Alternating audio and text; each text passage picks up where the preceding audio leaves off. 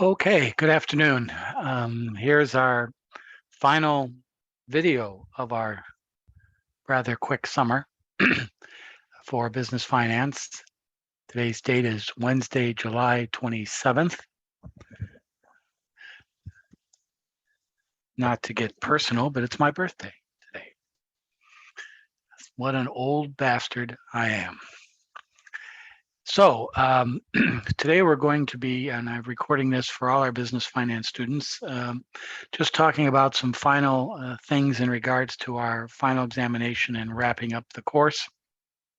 A couple of items from chapters 18 and 19 in regards to short-term and long-term financial planning. One final look at the portfolio update and making sure what I'm looking for in that question of the final examination. I did a intro video earlier in the week about the final, but I'm going to go over some fine-tuning parts of this. One of the things I recommend to everybody as you head into this final week of our course is a couple of things. Number one, due to, and we've all talked about this throughout the summer, but due to the enrollment situation of many of our classes, we've had to go directed study and go through different types of ways of getting this course to you. And I know it's not perfect, and we've tried to do the best we can, but again, it has not been easy, especially for many students who, due to work environments or family situations, it's been very difficult to keep up with the material. So we've modified the class over the summer to reduce some of the assignments and reduce some of the workload a little bit to make it easier for you to manage. And it's all summarized with our final work of the final. And I think that kind of summarizes all the course material. And what do you do with this class once you complete it, business finance in your business administration program? What it does, it leads to your capstone class, which is the last class you will take to get your degree. That class, depending on the professor, uses many of the material we talked about in this class, namely the capital budgeting analysis, return on investment, NPR, NPV, internal rate of return, and the like.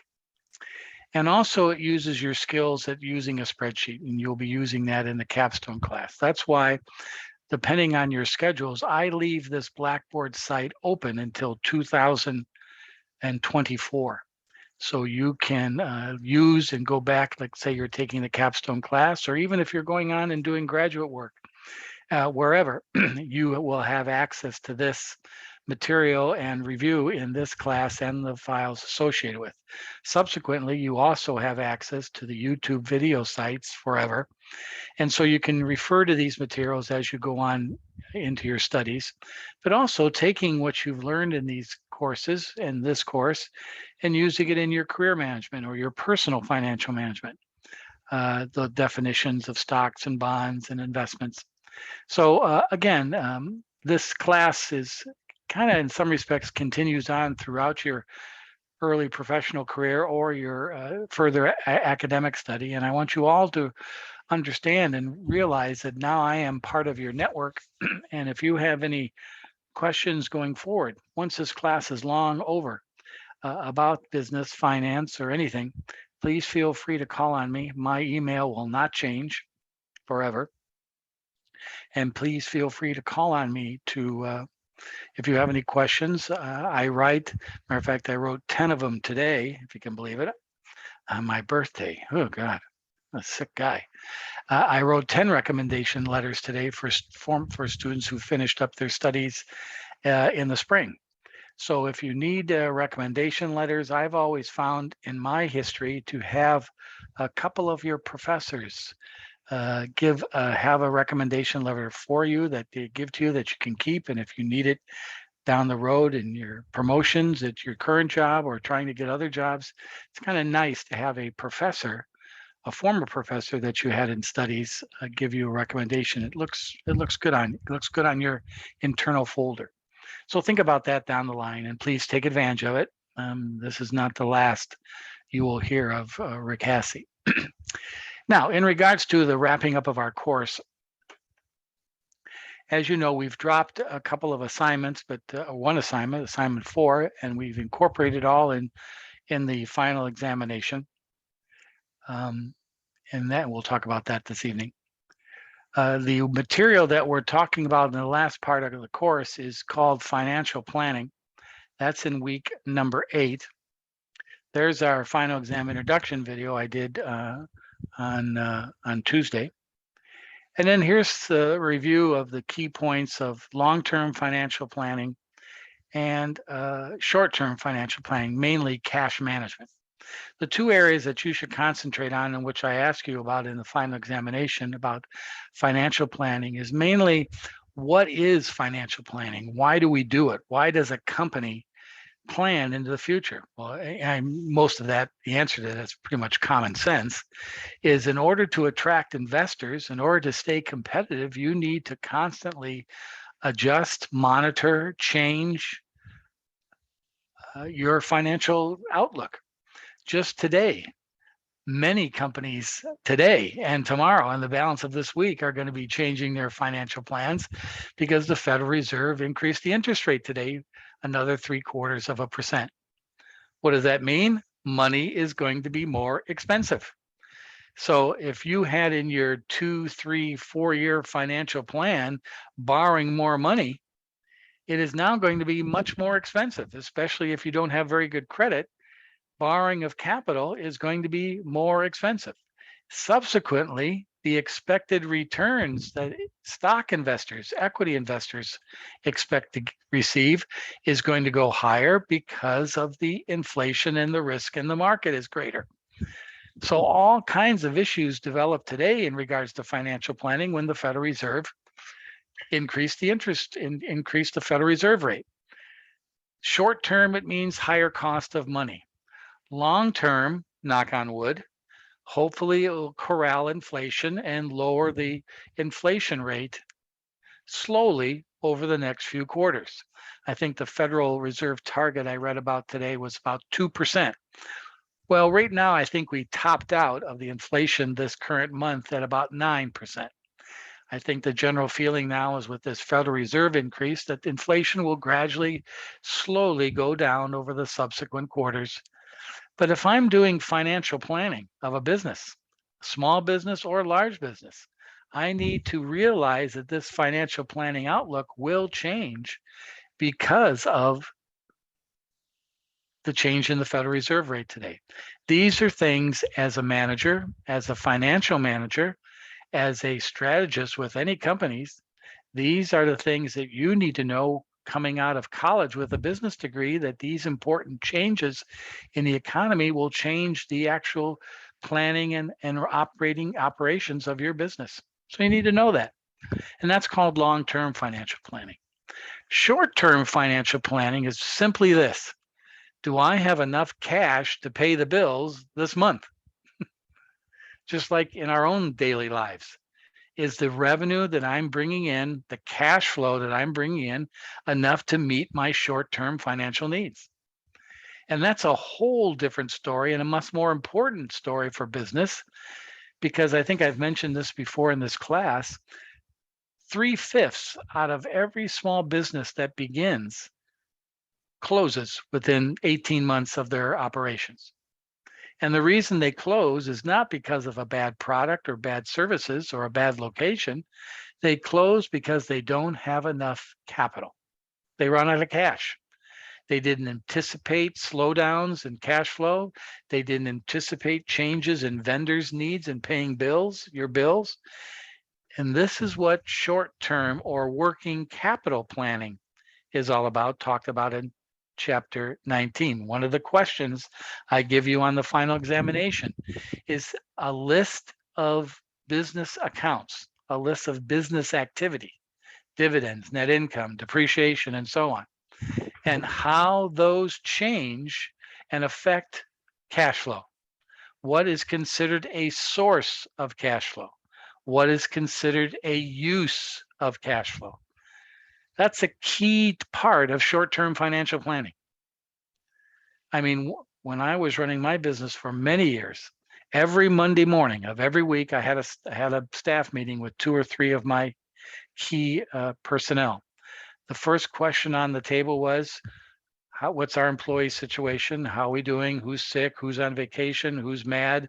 Who needs to be talked to? Whatever. And the second item on the table every Monday morning at 9 o'clock was, what's our cash flow for this week? What bills do we have to pay? Do we have a payroll? And what money is coming in to meet these needs? That's a key. And in every company, no matter what size, this is a key to your survival. Not only can you plan in the future and be competitive, but at the same time, can you manage your working capital, your daily cash needs on a day-to-day basis? If you can't do that, there's no future planning in 2 or 3 years. So a key aspect of business finance, a key aspect of financial management is being able to manage the short-term cash flow needs and at the same time plan going out many years. I think 2 or 3 be the max. Anything planning beyond 3-4 years is basically crystal ball stuff, and it doesn't usually do you any good. But if you can plan both short-term and long-term, your company will survive, it'll be efficient, it'll save you money, and it'll make you more competitive to your competitors. Take advantage of your cash flow issues against those competitors who have no cash flow, and you can beat them in the market. A perfect example of that is this little diagram here in the Blackboard section of week 8. This is called the forecasting of cash flow, cash coming in, the management of your inventory, the management of your receivables when you sell that inventory, and converting that to cash as quickly as possible. If any of you are in businesses where you manage inventory or manage product, you have to maintain a efficient management of that inventory. Don't have too much inventory. Maybe for a lot of companies, they try to have maybe 2 to 3 weeks inventory in stock. Any longer time than that, you're tying up money. Now, it depends on your business. It depends on your type of products that you sell. But having just the basic inventory to meet the day-to-day needs of your customers in ordering or over the counter, because it ties up cash. And then you sell that inventory. And if you have a lot of receivables, a lot of billed invoice sales, how fast you collect that money. Many companies, and I was one of them, survived the cash flow crunch by getting lines of credit from your bank, developing and some of us individually get that. What basically our lines of credit is taking cash advances on our credit card. Well, you know what a disaster that can be. It's expensive, and it's living on the edge. But in some cases, during the course of a period of time, you need to use this line of credit to maintain the cash flow of your company. But you don't want to get in a habit of depending on that. It's expensive, it's stressful, and it's inefficient. So you want to develop within your own organization, your own business, cash flow, cash schedule, knowing when things need to be paid, knowing when things are going to be collected, and managing that accordingly. A cash flow budget is paramount to any business. But again, going back to our original part of Chapter 18, how you plan for this is very important. Let me change modes here.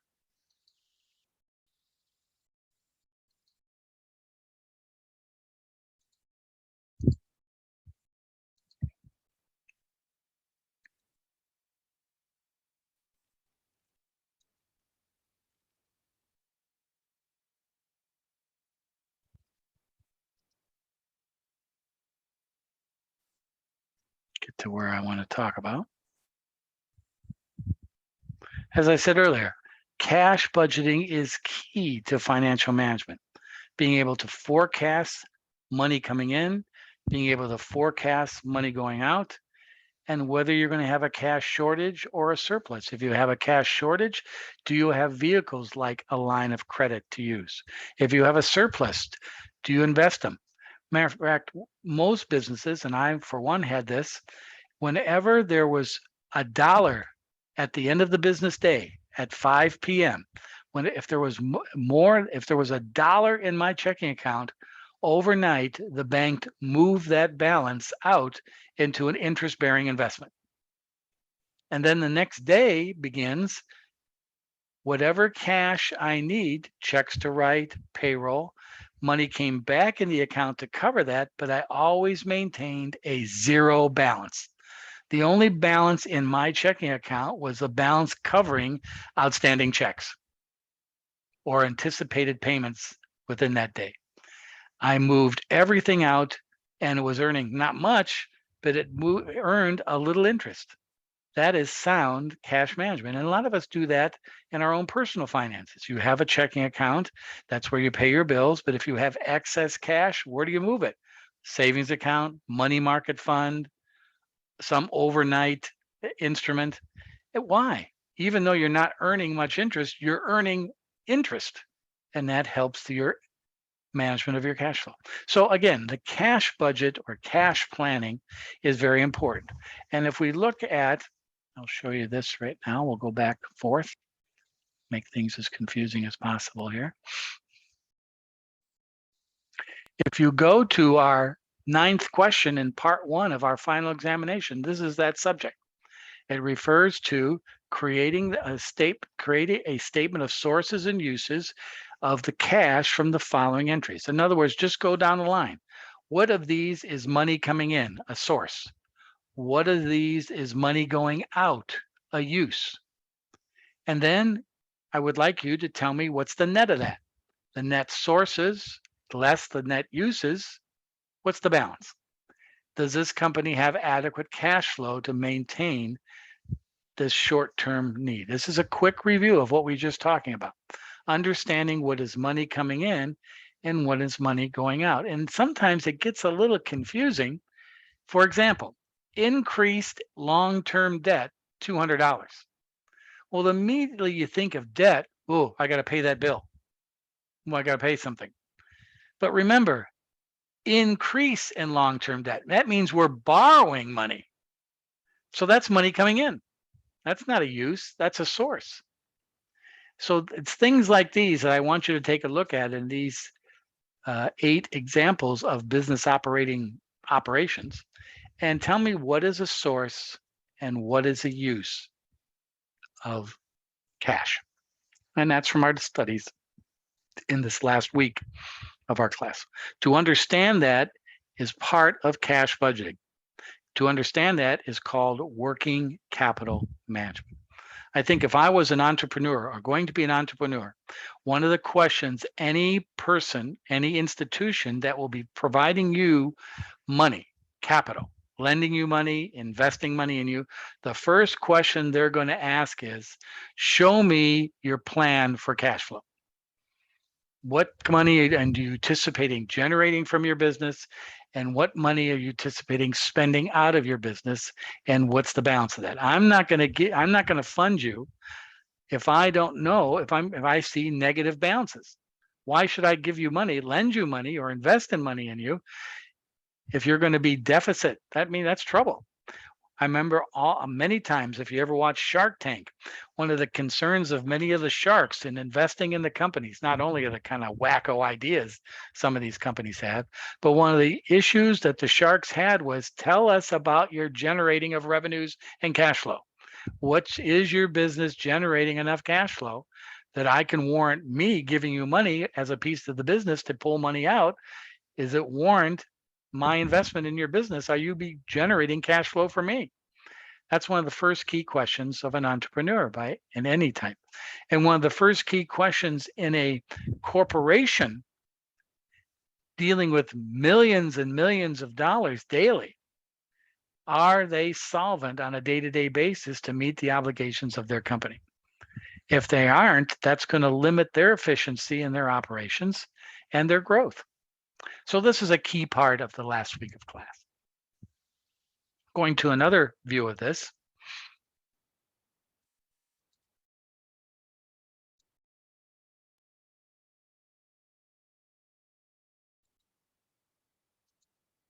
It's the long-term side of that. And this is the big, and I like to call it, for lack of a better word, the macro view of running your business. What is the long-term aspects?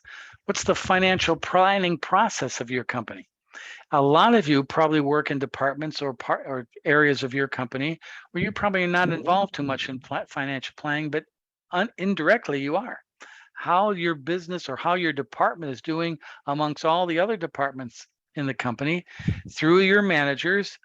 They're constantly analyzing investment and financing choices. They're projecting future consequences. This is plan A. This is plan B. This is plan C. This is plan disaster.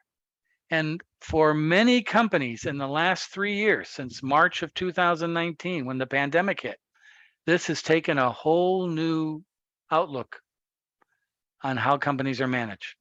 Deciding what's going to happen, providing alternatives, and how does it affect your long-term goals and your financial plan? Are you creating, as we've talked about before, maximizing the value of your company? Is planning for the long term going to maximize the return to your investors, to your employees, to your vendors, to your stockholders, to your lenders?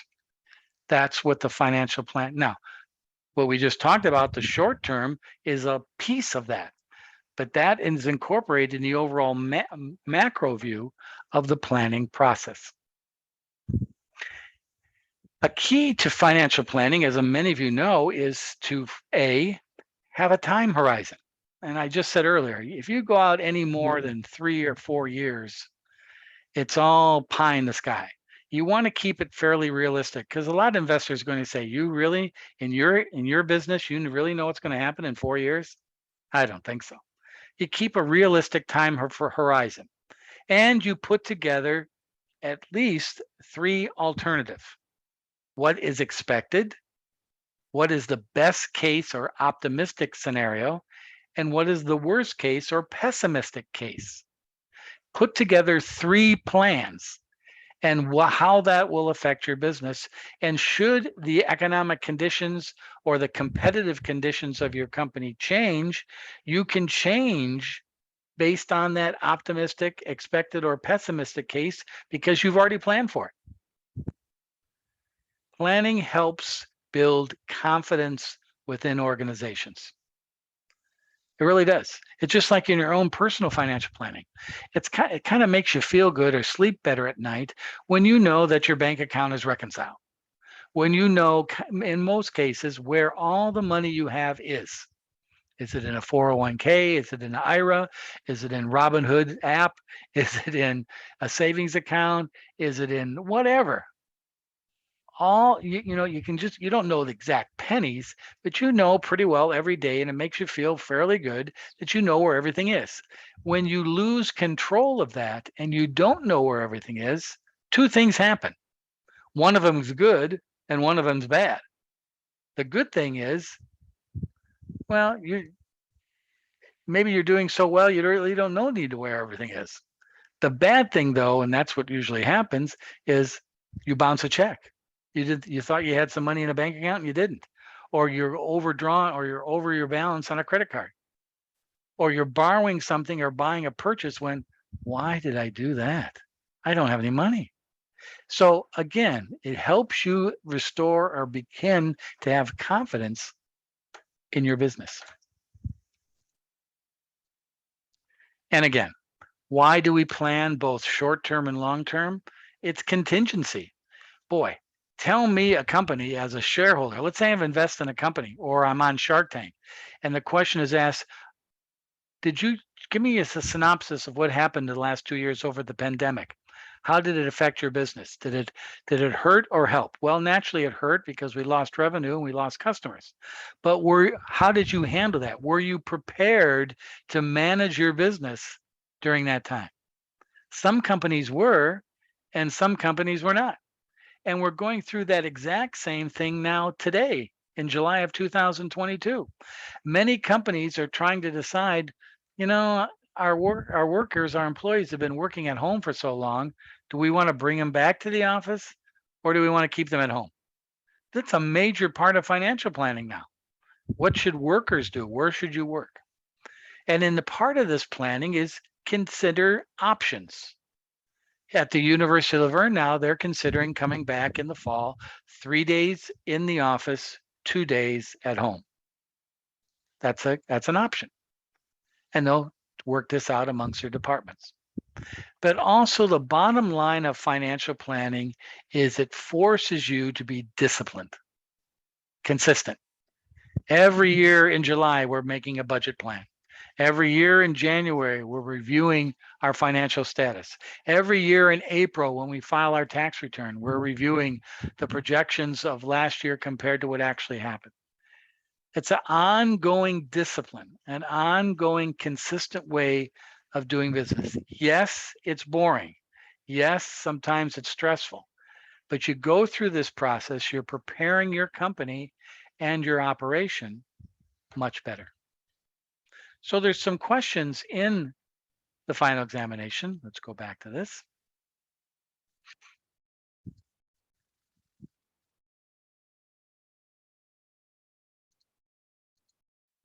That have to do with this in part in part 5, true and false. The true and false questions. There's 5 of them. What's true and what's false? These all relate to the financial planning we were just talking about. And I kind of pressed on a couple of these in my discussion tonight. All right. So this refers to Chapter 18, long-term financial planning. And all it is, it's true and false. Determine what of these statements are true or false in the context of what we just talked about, and also in the PowerPoints of Chapter 18. 2 very important aspects of a business operation. Yes, making money, investing your money wisely, and picking out assets and capital investments that are going to provide adequate returns, but also planning, looking into the future, managing day to day. Have all these aspects covered, you'll have a successful, competitive, efficient business. And also, you do that in your personal life, you will as well. Now, I went through one question here, the student portfolio. I want you to update this as of July 29th. Okay. Now, some of us are still having a little bit of a problem matching and getting the proper information in these suckers. Remember, I have provided examples of this throughout our course this summer. Here's one of them here. And you can easily download these from prior work. But we started out on June 10th with a Dow and S&P 500 and NASDAQ, and our stocks that we picked, these were mine I originally picked. And then on July 29th, I want you to update all of these with a couple of additions. With our assignments over the course of the summer, I want you to give me the beta of the company, and you've done that. I want you to tell me any dividends that have been paid by the company from the beginning of our portfolio calculations on June 10th. All you need to do is go to Yahoo Finance to the historical review of the performance of the stock over the course of time. And in that historical section, it will tell you when and if and how much the company paid a dividend. For example, over the last 8 weeks, Apple and Ford have paid dividends. General Electric and Disney have not. Apple just paid a 23 cents a share dividend just a couple of weeks ago. Ford, about a month ago, paid a 10-cent share dividend. Matter of fact, I got these checks already, and the money's already been spent. But that's what I want you to show me. So the beta should already be there. The dividend I want you to put down there. And for many of you, you won't see that. Some of the companies we have selected, there's no dividends. So don't worry about it. But you'll see dividends being paid in that historical listing. Or you can even just type in Google, dividends paid by Ford, and I'll give you a synopsis of what they've paid out. You just want to match the period of June 10th to July 29th. That's all I want. Another thing I want in your portfolio so we can determine the Wolf of Wall Street. Now, these aren't July 29th numbers, so don't get everybody all excited. But I want you to put the price valuation at the close of the market this Friday, the 29th. Determine your new ending value by taking the original shares, and I didn't do that here, so let's just copy this down. Paste values. And now those values have changed. Those are the stock figures that I had in my original portfolio. Here they are now. And notice if I take the price on that date, July 29th, multiplied by my original share buy, I get my new valuation. That's what I want to see in your portfolio for the July 29th numbers. Then I want you to take the difference between your ending valuation and your beginning, which is 100,000, and tell me what's been the percent change of that, of your portfolio over the time you've had this in class. This is what managers, 401k managers, insurance fund managers all do. Hey, how'd you do in your portfolio? Hey, I'm up 9.14%. How did I get that number? I subtracted July 29th from June 10th and divided that number by the June 10th number. So in other words, 9,143.99 divided by 100,000 is 0.0914 or 9.14%. I had a gain of 9.14%. Then I want you to do the same for me for your Dow, S&P, and NASDAQ. So you can get a comparison of your portfolio performance to the market. And naturally, these numbers will be different because these aren't the July 29th numbers. But remember, when you're setting up your portfolio, make sure your Dow, S&P 500, and NASDAQ from the very beginning match what I have here. If they don't, you got the wrong number. Because in order to come up with the delta or the change in percent over this time period, you need to start out with the right number. And then you get the Dow, the S&P 500, and the NASDAQ on Friday. Find the difference, put it in a percent, and off you go. Remember, these index values are not dollars. 31,392.79 in the Dow is not a dollar amount. It's an index number. So don't be putting dollar signs here. If you do that in the real world, they'll say, who in the hell was your finance teacher, Professor Hassey? You didn't get this. So make sure these are not in dollars or I'll take points off. It's an index. If any of you have ever taken statistics, indexing is grouping like numbers together and formulating a core base of those numbers. And that's what an index is. The top 30 stocks in the Dow, the top 500 stocks in the S&P 500, the top 2,500 stocks in the NASDAQ. Those are indexing of those funds, not dollars. So remember that. And remember that for future stuff. So when your 401k or your IRA manager gives you a report at the end of a quarter and says, hey, good job. Your fund went up 5.8%. Excuse me, your fund went up 9% this quarter, and that's compared to 5% of the Dow or of the market. Good job. You'll know what they're talking about. And that's what that means. So this exact format, there it is right there in front of you. That's the format I want for question part 3 of your portfolio. Give me that just like that in a spreadsheet, not a PDF. Post it as a separate file with your final. You'll get how many points? You'll get a lot of points. Where is that? You'll get 25 points out of the 100 points in that one problem. That's an easy A right there. By doing that, you just have to follow format. Make sure you got the right numbers and you're cool.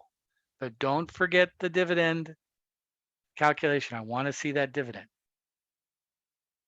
Okay. Edwin, you're our only student on tonight. Do you have any questions about this format of this portfolio and how to set it up? No, I think I'm good. Okay, good. Thank you. So that's part 3 of the portfolio, of the examination. Just wrap that up. And what I'm going to do when you all post them, I'm going to see who had the best right here. Who had the best? And then I'm going to double check it, make sure you guys aren't putting a fast one on me. And then whoever was the best becomes the Wolf of Wall Street of the summer of 2022. And that Wolf of Wall Street receives, you can see it behind me. You see it? Yeah, you can see it behind me. It's the University of Laverne pennant right there and a Starbucks gift card. But more importantly, for your resume, for your honor, you can tell people, hey, I was a Professor Hasse Wolf of Wall Street. You were? I'm going to give you a $10,000 raise. You were? Boy, you want to go out on a date? You must be smart. You were? Wow. How would you like to run my business? That's how much this pull that has a pull in the economy. If you have that headline, it's kind of like winning the Academy Award or the Emmy or the gold medal in the Olympics. It stays with you forever. I've been in airports in New York LaGuardia 3 years ago before the pandemic, and a person came up to me and said, I just hired somebody who was your Wolf of Wall Street. And this person is excellent. So thank you. I said, who are you? What company are you with? Well, I'm not going to tell you because we just went bankrupt. No, I'm teasing. But this is the most important thing about this. Yes, the pennant is nice. Yes, you can get a couple of cups of coffee. Big deal. Those don't last. But the honor of being a Wolf of Wall Street will continue forever in your life. I can see you you'll come to my wake and visit my wake and my service at the Laverne campus whenever that happens. You'll go up to my wife and say, Mrs. Hasse, thank you. The Wolf of Wall Street changed my life. And she'll immediately tell you, dude, you need to get a life. But that's the end of that story for our Wolf of Wall Street. Okay, so that's part 3 of our final. Okay, now going back to this, one last thing. Let me just save this because I'm going to post this to Blackboard tonight so everybody can see it. All right, where am I here? Okay. And as I said earlier in the week, the first 2 parts are short answer, explaining some things that we have talked about over the last few weeks and even at the beginning of the course. For example, question 2, why would the owners of a business choose to form a corporation even though they will face double taxation? Well, we talked about this. The main reason is the word begins with an L, and that's all I'll say.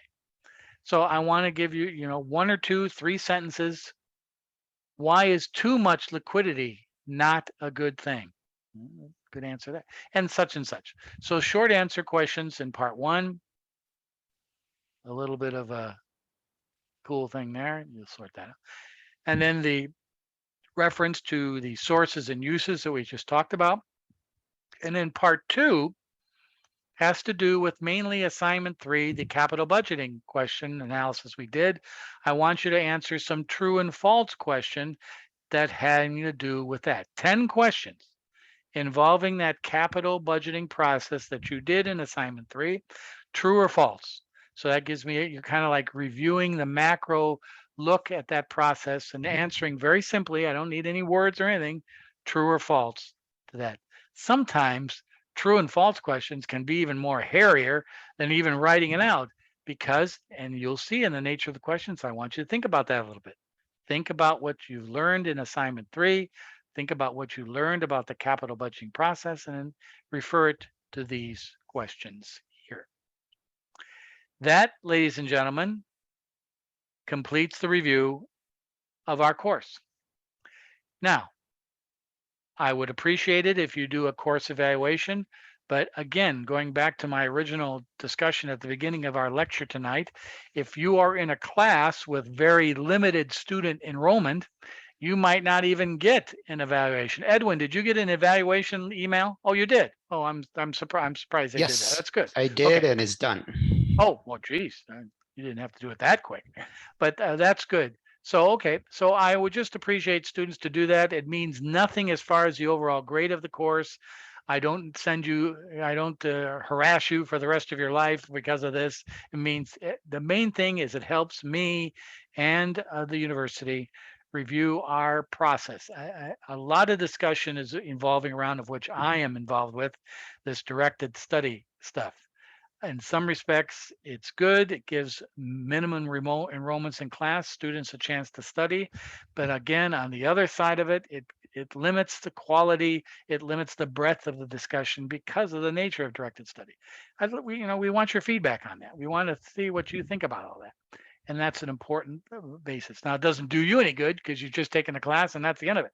But it helps us prepare better for future classes. So please do that. And then I'll have the grades posted early next week. The faster you give me your work, the quicker I'll get the grade to you. If that's basically how that works.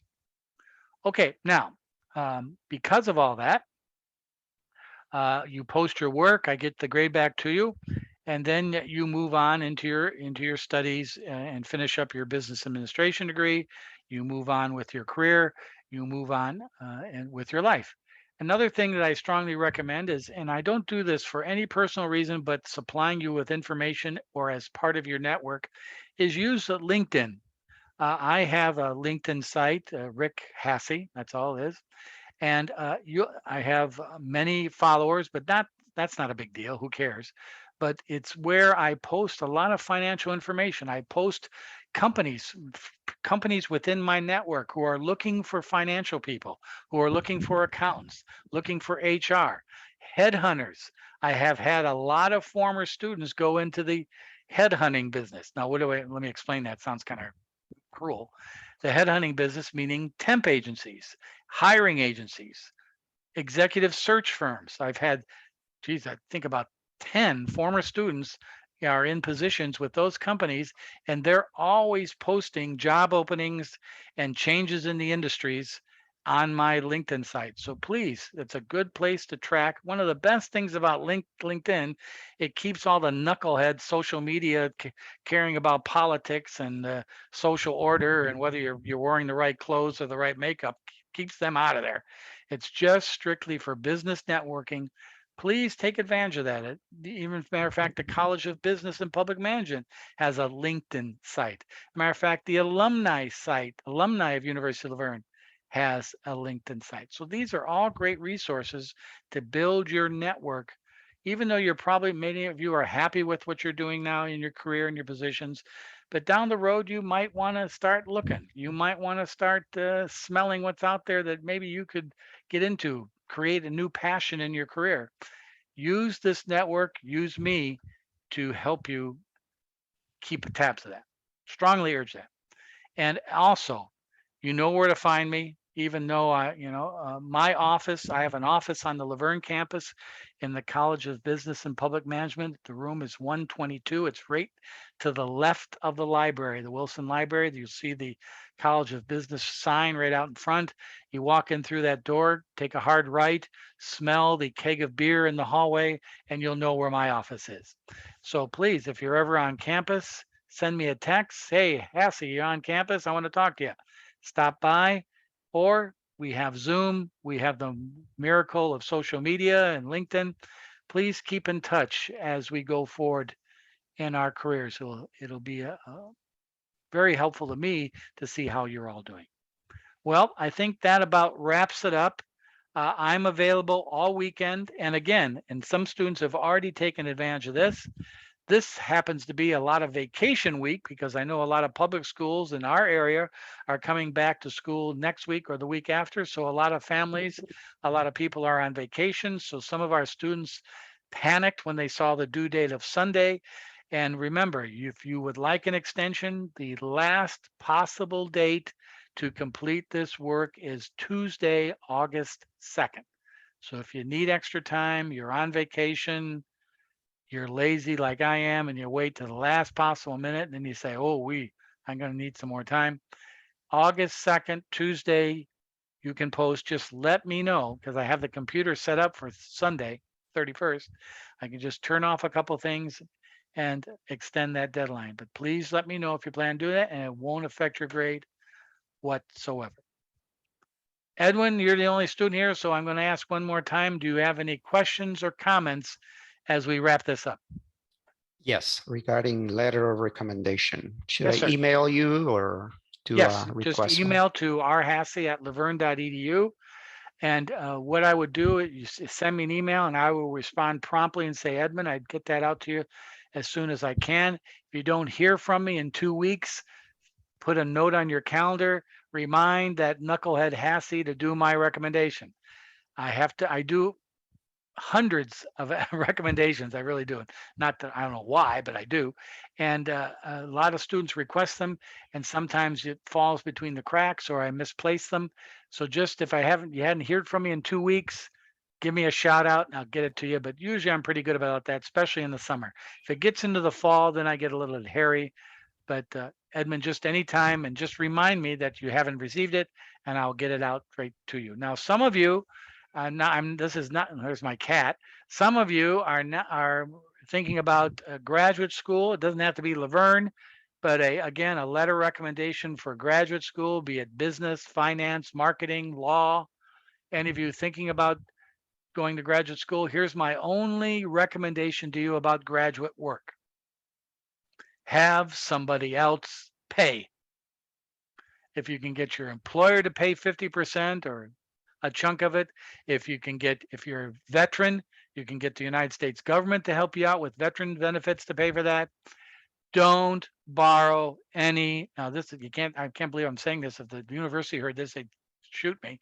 Do not borrow any more money to go to graduate school. That does not create any value for you. Trust me, it does not create any more value. So if you can get somebody else to pay, or you're going to win the $1 billion lottery on Friday night, then you can go to as many graduate schools as you want, but don't borrow any more money to go to do advanced study.